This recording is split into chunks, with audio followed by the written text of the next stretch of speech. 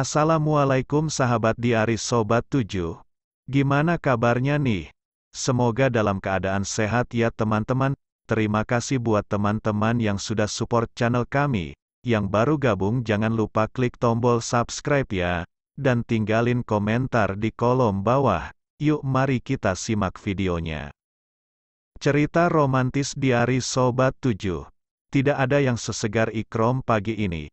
Rambut basah dililit sarung, kaos putih yang masih setengah basah terkena tetesan rambut. Apa yang lebih sejuk dari pemandangan ini? Senyum tak henti terurai di bibir gelap dengan kumis tipis itu. Masih jelas rasanya gemetarnya lutut selepas keluar dari kamar mandi semalam tadi. Masih jelas rasanya ia menahan malu di depan istrinya sendiri. Bagaimana Aulia dengan sejumpit paksaannya berhasil menaklukkan keresahan Ikrom semalaman tadi. Mungkin begini nikmatnya menikahi orang yang sudah berpengalaman. Ikrom bergumam dalam hati. Jelas tak mau ia mengucapkan kalimat yang sangat mungkin menyakiti istrinya sendiri. Jelas, andai Aulia tak berinisiatif, mungkin Ikrom bisa mati berdiri. Tak henti-henti ia mengucap syukur kepada Gusti. Betapa Gusti Allah tak salah, tak pernah salah, menyatukan dirinya dengan Aulia. Jam masih pukul 4 dini hari, tapi Ikrom sudah segar bugar, siap menyambut pagi. Disiapkannya susu hangat untuk istrinya, ia ingin saat istrinya bangun ia sudah meminum susu buatannya. Ia pun meraih gawainya, mengetikkan beberapa angka di sana, serta mentransfernya pada nomor rekening Aulia. Pokoknya sekarang apa-apa dik Aulia, gumamnya sambil tersenyum kecil. Ia amati wajah Ayu yang terlelap itu. Diamatinya pipi putih kalem itu perlahan. Ingin rasanya menciumnya. Tapi Ikrom tahan diri.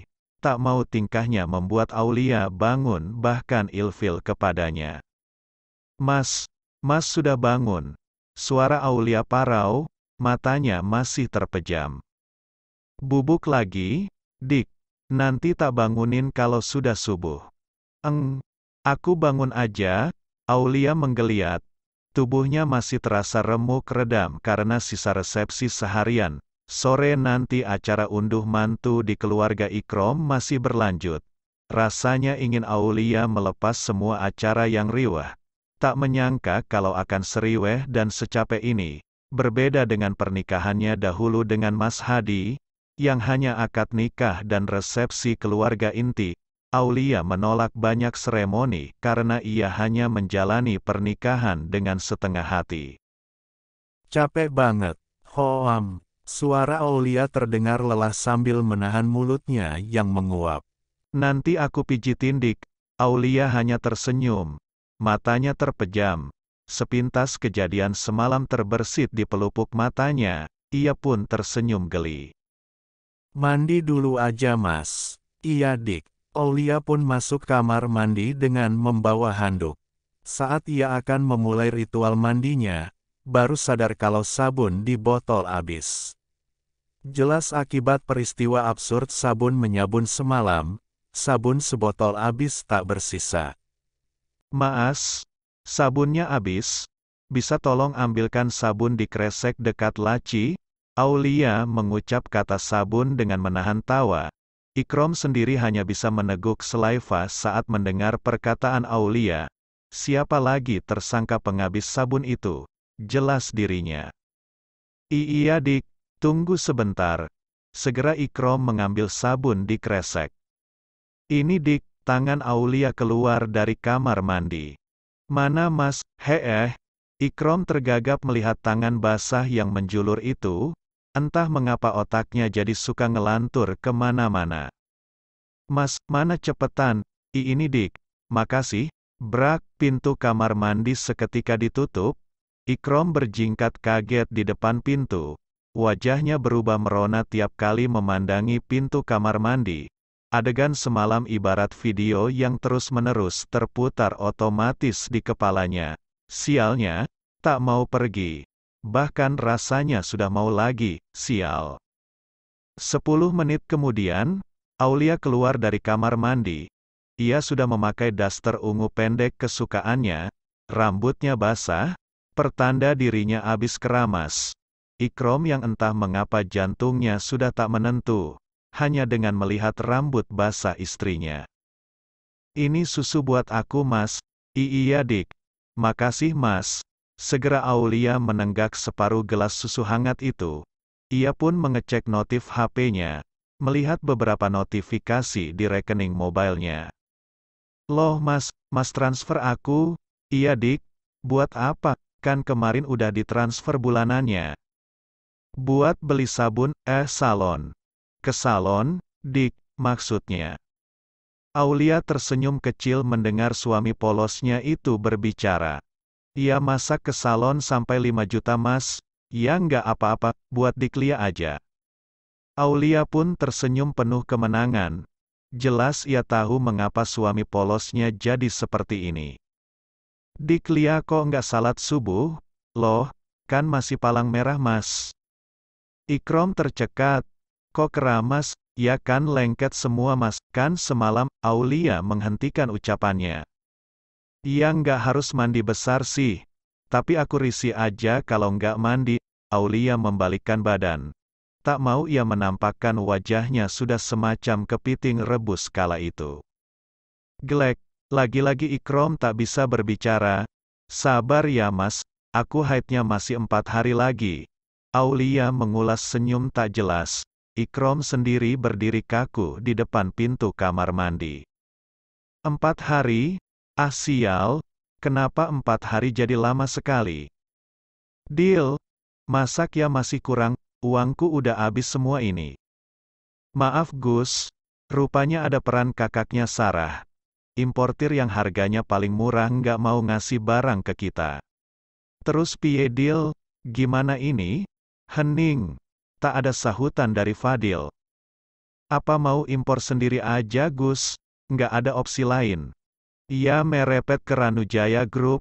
Ya jelas nggak mungkin, bunuh diri aku kalau ke perusahaan kakaknya Sarah. Tapi ini ada kabar angin Gus. Entah akan jadi angin segar atau tidak. Apa? Suaminya Sarah pulang ke Pati tadi malam. Asmi menarik napas kasar. Wes jelas nggak ada hubungannya itu. Nggih Gus, maaf. Kalau jadi importir sendiri, butuh modal berapa? Ya 500 sampai 600 jutaan Gus. Astagfirullah. Uang dari mana lagi ini? Maaf Gus. Kalau boleh saya gadai surat tanah saja, ajukan ke bank. Enggak, aku masih mau usaha sendiri dulu. Fadil menggeleng pelan. Ternyata Asmi masih kaku seperti biasanya. Tak pikir-pikir dulu deal. Berapa waktu yang kita punya? 3 hari saja Gus. Oke. Suwun. Keduanya mengucap salam dan mengucapkan terima kasih. Asmi sendiri masih bimbang. Mengapa semuanya jadi sulit begini? Kenapa mas? Suara Zahra membuyarkan lamunan Asmi. Pusing dik. Iya. Kenapa? Uangnya kurang lagi. Asmi mendengkus pelan. Terus gimana? Asmi mengangkat bahu. Bingung ia harus bagaimana. Berapa? 600 jutaan? Suara Asmi lemas. Zahra terdiam sesaat. Aku punya usul mas. Ya, jual apartemen ini saja, kita cari yang lebih murah. Enggak mau, Zahra sudah menduganya. Kalau jual mobil aja bagaimana? Enggak, mau ditaruh di mana mukaku di depan orang tuamu, Ning? Kalau aku sampai jual mobilmu. Ini mobil Mas. Enggak, ini sudah jadi mobilmu. Atas nama kepemilikan juga punyamu. Kalau memang ini milikku, kalau gitu bolehkan aku menjualnya? Hah, sembarang, sakarepmu, terserah, dibela-belain wong lanang malah nggak ngerti. Ruang. Asmi melempar kunci mobil ke segala arah. Nahasnya, kunci itu mengenai gelas di atas meja makan dan membuat gelas itu pecah berantakan. Asmi berlalu meninggalkan ruang tengah. Zahra menangis tergugu. Astagfirullah, kenapa seberat ini ya Allah? 10 menit keduanya sendiri menata hati. Tak lama, Asmi datang membawa sapu dan cikrak, memunguti gelas yang berserakan. Biar aku saja Mas. Nggak usah. Tanganmu berdarah nanti. Zahra tetap mengambil pecahan gelas itu. Ah, telunjuk itu pun berdarah. Sudah dibilangi, ngeyel. Berdarah kan. Makanya kalau orang laki-laki bilang itu nggak usah ya nggak usah. Tak sadar ucapan Asmi itu setengah membentak Zahra. Tangis itu pun meledak. Siapa yang kuat berlama-lama dengan emosi? Bahu itu bergetar. Zahra segera menuju wastafel. Mencuci tangannya yang terluka. Belum sempat dia mencuci telunjuknya, Asmi dengan sigap meraih jemarinya dan mengecup luka itu. Disesapnya darah yang mengucur itu dan diludahkannya. Zahra termenung melihat tingkah suaminya. Mengapa emosinya begitu labil? Apakah semua lelaki jika emosi akan seperti ini? Tunggu sini. Sekilas Asmi berlalu dan mengambil plester, dipasangkannya dengan hati-hati ke jari dengan goresan itu. Masih sakit, mboten Mas, maaf, Mas hilaf. Raga itu memeluk tubuh Zahra yang ringkih. Aku cuma tidak ingin menyusahkanmu, Ning. Mas, kita ini suami istri. Susah senang biarkan aku mendampingimu, Mas. Jangan begini. Sampai kapan Mas begini? Tidak melibatkanku pada masalah Mas. Aku ini bagian sampeyan Mas. Suara Zahra setengah terisak. Maaf sayang. Asmi mengecupi ujung rambut istrinya. Keduanya pun saling memeluk, meminta maaf satu sama lain. Aku juga maaf Mas, memaksa kehendakku, tanpa mau mengerti pendapat Mas. Aku cuma ingin membantu Mas. Aku tidak tega melihat Mas pontang-panting memenuhi kebutuhanku. Petik 2. Iya Ning, kita bicarakan ini pelan-pelan, mungkin mau tak mau opsi jual mobil itu harus Mas perhitungkan. Aku terserah Mas, asal Mas tidak kesulitan. Keduanya bernapas lega, mencoba berpikir dengan kepala dingin. Mas, aku abis ini ada kelas Zoom sebentar. Mungkin 2 jam aku online. Ya, nggak apa-apa, aku juga mau menghubungi Fadil. Mungkin aku juga mau menanyakan harga jual mobil. Suara Asmi lirih. Iya Mas. Nggak apa-apa, aku ikhlas Mas. Jangan berpikir aku akan susah kalau kita nggak punya mobil Mas. Masih ada Jeep kesayangan Mas di rumah. Tenang saja. Asmi mengangguk. Mas mau tak buatkan kopi? Mau, kayaknya aku memang butuh kopi Ning. Otakku rasanya buntu. Iya? Abis ini aku siap-siap online lagi ya Mas. Iya. 10 menit kemudian Zahra sudah berganti gamis dengan jilbab pink kesayangannya. Kopi pun disajikan di atas meja. Zoom dulu Mas. Iya sayang. Muah. Kecupan itu disisipkan di pucuk jilbab Zahra. Wangi banget kopinya. Asmi menyeruput kopi itu perlahan. Setengah jam berlalu, Asmi dan Zahra sama-sama sibuk dengan aktivitasnya di beda ruangan. Asmi merasa tubuhnya ada yang bergejolak. Aneh. Rasanya ia tak salah makan dan pikirannya tak sedang ke arah sana. Rasa-rasanya ia hanya sarapan nasi pecel dan minum kopi. Kopi? Hah? Jangan-jangan, Asmi meraup kasar wajahnya. Dengan susah payah ia menuntaskan meeting Zoom kali ini. Segera mungkin ia mengakhiri sesi itu. Ia pun mencari Zahra. Ia curiga kopi apa yang ia gunakan sampai Asmi kalang kabut begini. Saat ia mau memanggil istrinya, diintipnya istrinya itu.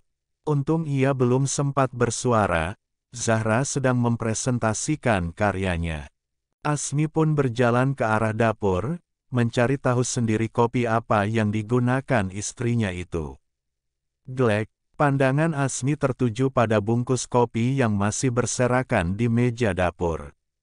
Bungkus kopi Arab. Jelas kemarin ia lupa meletakkan sisa kopi itu pada tempat persembunyiannya. Pasti Zahra memakainya karena diletakkannya di atas meja. Mati aku. Asmi melirik jam dengan was-was. Zahra baru selesai 1,5 jam lagi. Bagian dirinya yang lain sudah tak mau kompromi. Kualat. Bersambung, terima kasih teman-teman yang selalu setia di channel Diari Sobat 7.